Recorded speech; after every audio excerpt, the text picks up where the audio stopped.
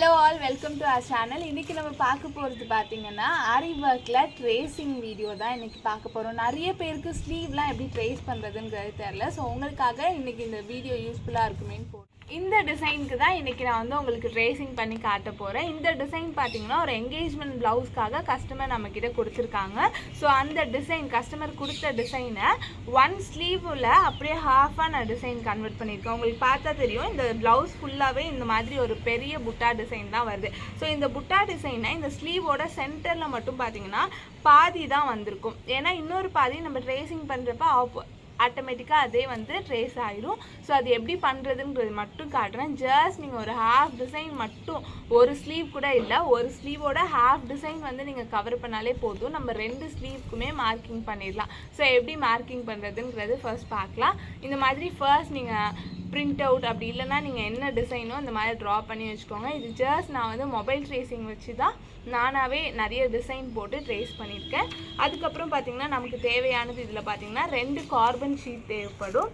அதுக்கப்புறம் நம்ம எந்த சில்க் காட்டனில் நம்ம ஆரி ஒர்க் போட போகிறோம், ட்ரேசிங் பண்ண போகிறோமோ அந்த கிளாத். ஸோ இப்போ பார்த்தீங்கன்னா நான் மோஸ்ட்லி ஒரு ஈஸியான மெத்தட் சொல்லித்தரேன். நீங்கள் ஸ்லீவ் போட போகிறீங்க. ஸோ இதுதான் என்னோடய ப்ளவுஸ் கிளாத்துங்கிறப்போ அந்த ஸ்லீவ்க்கு போட போகிற இடத்த ஃபர்ஸ்ட் வந்து டிவைட் பண்ணிக்கோங்க ரெண்டாக சொல்லி. இந்த ரெண்டாக எதுக்கு பண்ணுறோன்னா 2 ஸ்லீவ் பண்ணுறதுனால. ஸோ இந்த இடத்துல ஒரு குட்டியாக மார்க்கிங் பண்ணுறீங்கிறப்போ இது வரைக்கும் தான் ஒரு ஸ்லீவ்ங்கிறது உங்களுக்கு தாராளமாக புரிஞ்சிடும். ஸோ இப்போ பார்த்தீங்கன்னா இந்த ஹாஃபாக டிவைட் பண்ணியிருக்கோம்ல, இதை பாதியாக டிவைட் பண்ணதை கரெக்டாக அந்த சென்டரில் ஒரு மார்க்கிங் வச்சுருக்கீங்களா, அந்த மார்க்கிங்கும் இந்த ஏஜ். ஸோ இது ரெண்டுத்தையும் இந்த மாதிரி ஈக்குவலாக மடித்து வச்சுட்டு நீங்கள் எங்கே கரெக்டாக தரையில் போட்டு வச்சுக்கோங்க. பார்த்தீங்கன்னா நான் 2ஆக வந்து ஃபோல்ட் பண்ணிவிட்டேன். ஸோ இன்னொரு வாட்டி காட்டுறேன் வாங்க. ஸோ இந்த மாதிரி க்ளோஸ் பண்ணியிருக்கோம்ல, இந்த ஃபோல்டிங் சைட்லேயே பார்த்தீங்கன்னா ஓப்பன் இல்லாமல் இருக்கும். ஸோ இந்த ஃபோல்டிங் சைட் தான் நம்ம டிசைன் பண்ண போகிறோம். ஸோ என்னென்னு பார்த்தீங்கன்னா இந்த ப்ளவுஸில் ஹாஃபாக டிசைன் பண்ணியிருக்கோம்ல, இது வந்து இந்த ஃபோல்டிங் சைட் வர மாதிரி வச்சுக்கோங்க. கீழே நான் ஏன் இவ்வளோ கேப் விட்டுருக்கேன்னு பார்த்தீங்கன்னா இந்த இடத்துல எனக்கு சீம் அலவன்சஸ்க்காக நான் ஒரு 1.5 இன்ச்சஸ் கிட்ட விட்டுக்கிறேன். ஃப்ரேமில் நம்ம ஃபிக்ஸ் பண்ணணும். ஸோ அதுக்கெல்லாமும் கிளாத் தேவைப்படும். ஸோ ஃபஸ்ட் இந்த மாதிரி பேப்பர் தான் நீங்கள் வைக்கணும். ட்ரேசிங் எங்கே பண்ண போகிறீங்களோ அந்த இடத்துல கரெக்டாக வச்சு அரேஞ்ச் பண்ணதுக்கு அப்புறமா இந்த மாதிரி கார்பன் ஷீட் எடுத்துக்கோங்க. இந்த கார்பன் ஷீட்டை நல்லா பாருங்கள், இந்த கிளாத் இருக்குல்ல, இந்த இடத்த கரெக்டாக காட்டணும். இந்த கிளாத்துக்கு கீழே எடுத்துகிட்டு போய் ஒரு கார்பன் ஷீட் வச்சிடுறோம். ஓகே, நான் இப்போ கீழே வந்து ஃபிக்ஸ் பண்ணிட்டேன். இப்போ மேலே நம்ம வைக்க போகிறோம். மேலே வைக்கிறது தான் ரொம்ப பர்ஃபெக்டாக இருக்கணும். ஸோ தட் பேப்பர் கரெக்டாக நீங்கள் ஆர்கனைஸ் பண்ணி வைக்கணும். அந்த ஷார்ப்பாக முடிகிற இடத்துல இருக்கணும். அந்த மாதிரி பார்த்து வச்சுக்கோங்க. மாதிரி கரெக்டாக ஆர்கனைஸ் பண்ணோன்னே இந்த பேப்பர் பார்த்தீங்கன்னா கரெக்டாக உங்களுக்கு கிட்டக்கு வந்து கூட காட்டுறேன் பாருங்கள். ஸோ இந்த இடத்துல கிளாத் முடியுதுங்கிறப்ப அந்த இடத்துல இங்கேயே இப்படி கிளாத் இருக்கணும்.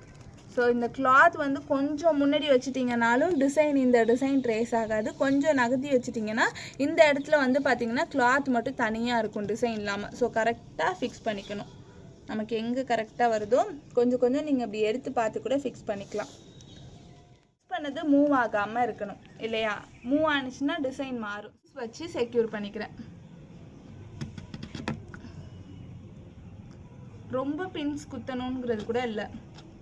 ஓகே, இப்போ டிசைன் எல்லாமே கிளாத்தில் வச்சு ஃபிக்ஸ் பண்ணியாச்சு. நம்ம ட்ரேசிங் பண்ண வேண்டியதுதான். ஸோ இந்த ட்ரேசிங்க்கு கார்பன் ஷீட் யூஸ் பண்ணியிருக்கனால இந்த மாதிரி ஏதாவது பென்சில் வச்சு அப்படியே நம்ம வரைஞ்சிருக்கிற டிசைனுக்கு மேலே ஒரு கோட்டிங் கொடுக்குறோங்கிறப்போ, அவுட்லைன் கொடுக்குறோங்கிறப்போ அந்த டிசைன் எல்லாமே கிளாத்தில் வந்து ட்ரேசிங் ஆகிடும். ஸோ எப்படி பண்ணுறதுன்னு பார்க்கலாம் வாங்க. ஸோ இந்த இடத்துல பாருங்கள், ஃபர்ஸ்ட் நான் வந்து ஸ்லீவே ஒரு குட்டி அவுட்லைன் மாதிரி கொடுத்துக்குவேன். ஏன்னா யூஸ்ஃபுல்லாக இருக்கும் நமக்கு டிசைன் போடுறப்போ. இது வரைக்கும் தான் நமக்கு ப்ளவுஸுங்கிறதும் தெரியும். ஸோ இப்போ அவுட்லைன் கொடுத்துட்டேன். அதுக்கு மேலே பார்த்தீங்கன்னா கரெக்டாக எக்ஸாக்டாக அந்த டிசைன்ஸ் எல்லாத்தையுமே ட்ரா பண்ண போகிறோம்.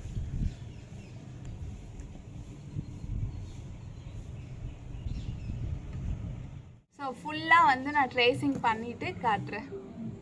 இப்போ பார்த்தீங்கன்னா ஃபுல்லாகவே அப்படியே பென் வச்சு இன்னொரு வாட்டி அவுட்லைன் மாதிரி கொடுத்துட்டு ஜஸ்ட் நம்ம பின் வச்சு செக்யூர் பண்ணியிருக்கோம்ல, மூவ் ஆகாமல் இருக்கணும்.